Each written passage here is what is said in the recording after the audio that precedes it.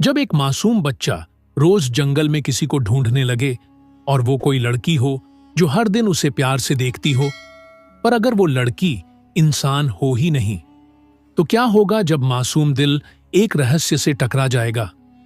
एक बच्चा, एक रहस्यमयी लड़की और एक ऐसा जुड़ाव जो इस जन्म का नहीं लगता। पर जब बच्चा बीमार पड़ा तो गांव में एक अजनबी लड़की कैसे आ गई। वो जंगल था, पर हर रोज वहां एक मासूमियत की कहानी लिखी जा रही थी। जो लड़की हर रोज उसे प्यार करती थी, वो कौन थी और क्यों वो बच्चे के बिना अधूरी लगती थी। आखिर क्या है सच्चाई, जानने के लिए वीडियो अंत तक देखें। वीडियो छोड़ने वाले अब भी छोड़ दें। तो शुरू करते हैं। छोटी सी मदद, चैनल को जरूर सब्सक्राइब करें। एक शांत सुंदर सा गांव था जहां हर सुबह सूरज की किरणें खेतों को चूमती थीं और बच्चों की हंसी हवाओं में घुल जाती थी।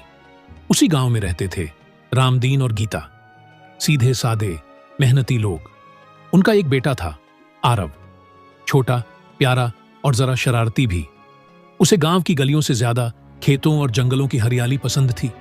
एक दिन खेलते खेलते आरव गांव के बाहर दूर निकल गया। पेड़ों के बीच हवा में कुछ अजीब सा था, लेकिन डर नहीं, कोई खिंचाव था।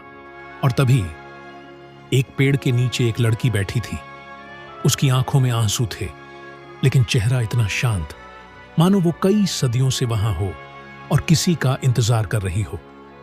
आरव बिना डरे उसके पास गया।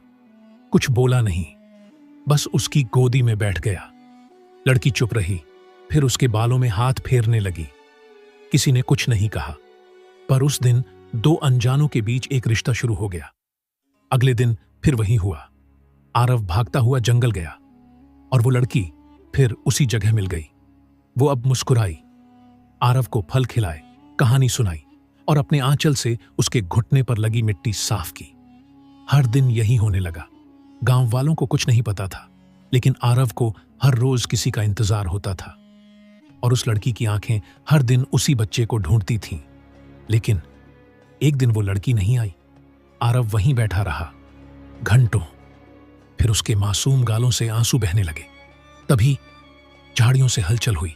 वो लड़की दौड़ती हुई आई और आरव को गले से लगा लिया। उस दिन शायद आरव को समझ आया कि अब वो उससे अलग नहीं रह सकता। रातें बीती, मौसम बदला, पर एक दिन आरव बीमार हो गया। तेज बुखार, कुछ बोल नहीं रहा था, बस आंखें खोले छत को देखता रहा। रामदीन और गीता घबरा गए। वैद्य को बुलाया गया, दवाएं दी गईं, लेकिन कुछ असर नहीं। और उसी रात गांव की सीमा पर एक लड़की दिखाई दी। नंगे पांव, बिखरे बाल, चेहरा उतारा हुआ, आंखें डरी हुई। वो घर के अंदर आई। गजब की बात, किसी ने उसे रोका नहीं। वो सीधी आरव के पास पहुंची, उसके सिर पर हाथ रखा और चुपचाप उसकी बाहों में उसे भर लिया। आरव की बंद पलकें थोड़ी सी कांपी और उसके होंठों पर एक हल्की मुस्कान आई। आरव अब थोड़ा ठीक लग रहा था, पर उसकी आंखें अब भी किसी को ढूंढ रही थीं। वो लड़की जिसे उसने अपना सब कुछ मान लिया था, जिसे वो नाम तक नहीं दे पाया था, लेकिन दिल में बसा लिया था। गांव वालों ने जब अजनबी लड़की को घर में देखा तो कानाफूसी शुरू हो गई। कौन है ये? इतनी रात को कहां से आई? कुछ बोले, इसकी वजह से ही तो बच्चा बीमार हुआ है। लेकिन रामदीन और गीता, उनकी आंखों में जो देखा वो डर नहीं, आभार था। क्योंकि जब सबने जवाब दे दिए, उसने बिना कुछ कहे बच्चे के पास बैठकर उसका माथा सहलाया। वो रात जब सब सो रहे थे, उस लड़की ने अपनी उंगलियां आरव के माथे से होते हुए उसकी छाती पर रखी। कुछ बुदबुदाया, जैसे कोई एंशिएंट भाषा जिसे इंसानों ने कभी सीखा ही ना हो। तभी हल्की हवा चली और आरव की सांसें गहरी होने लगीं। बच्चा अब धीरे धीरे ठीक हो रहा था। अगले दिन आरव उठा तो सबसे पहले वही सवाल, वो कहाँ है? वो भागा घर के बाहर, उस जंगल की ओर जहां वो रोज मिलती थी। आज भी वो वहीं थी, वही शांत चेहरा, वही नजरें जो बस उसे देखती थीं। पर आज कुछ अलग था। आज उसके बालों में फूल नहीं थे, चेहरा उतरा हुआ था, जैसे वो किसी बड़े डर से लड़कर आई हो। आरव दौड़कर उसके पास गया। उसने हाथ थामे और बिना बोले उसकी गोद में सिर रख दिया। तभी लड़की की आंखें भर आईं, पर उसने आंसू नहीं गिरने दिए।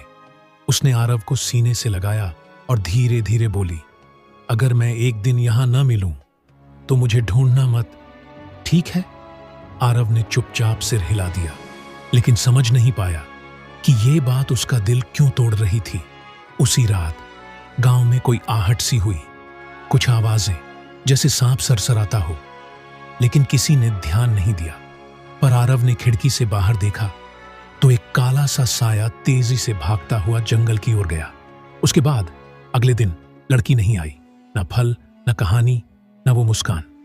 आरव बैठा रहा पेड़ के नीचे घंटों, दिन भर, शाम तक, और जब सूरज डूब गया तो वो वहीं सो गया। और फिर किसी ने उसकी पीठ थपथपाई। वो लड़की थी, पर आज वो अलग लग रही थी। बाल बिखरे थे, चेहरे पर घाव था, लेकिन आंखों में वही ममता, वही अपनापन। आरव ने पूछा, तुम्हें क्या हुआ? वो मुस्कुरा दी, कुछ नहीं, बस तुझसे मिलने आ गई। और वो फिर गोद में बैठ गया। उसे क्या पता कि उसका ये मासूम प्रेम किसी ऐसी आत्मा से जुड़ रहा है जिसके पीछे सदियों का रहस्य छिपा है। गांव के उस कोने में जहां जंगल की सीमा शुरू होती थी, वहीं हर दिन वो बच्चा खेलता हुआ चला जाता था। अब वो जगह उसके लिए सिर्फ जंगल नहीं थी, वो लड़की ही उसकी दुनिया बन गई थी। हर दिन वो उसे फल लाकर खिलाती, उसके बालों में उंगलियां फिराती और अपने आंचल से उसका चेहरा साफ करती। बच्चा भी अब बिना बताए, बिना डर के सीधा उसी जगह पहुंच जाता। पर आज लड़की वहां पहले से थी, पर उसके चेहरे पर वो मासूम मुस्कान नहीं थी। वो जैसे किसी सोच में डूबी थी। उसने बच्चे को देखा, मुस्कुराई, लेकिन उस मुस्कान में कोई छिपा दर्द था। आज तुमने देर कर दी, उसने धीरे से कहा। बच्चा उसकी गोदी में बैठ गया और बोला, आपके बिना मन नहीं लगता। आप आज उदास क्यों हो?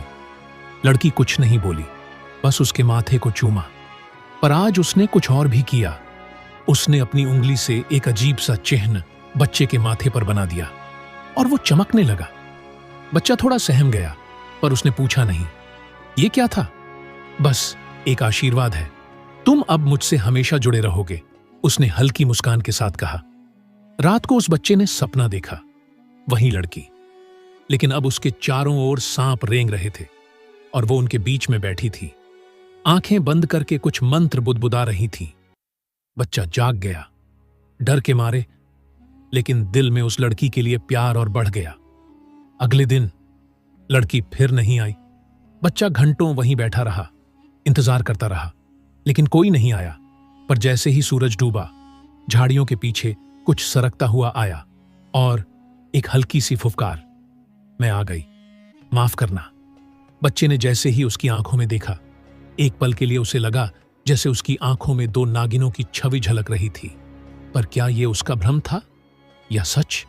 जिसे बच्चा अब तक इंसान समझता था, वो एक दिन अपने असली रूप में उसके सामने आ गई। पर वो घड़ी सुकून की नहीं, एक डरावनी सच्चाई की थी। जिस प्यार को बच्चा सच समझ रहा था, उसके पीछे एक ऐसा राज छुपा था जिसे जानकर कोई भी इंसान हिल जाए।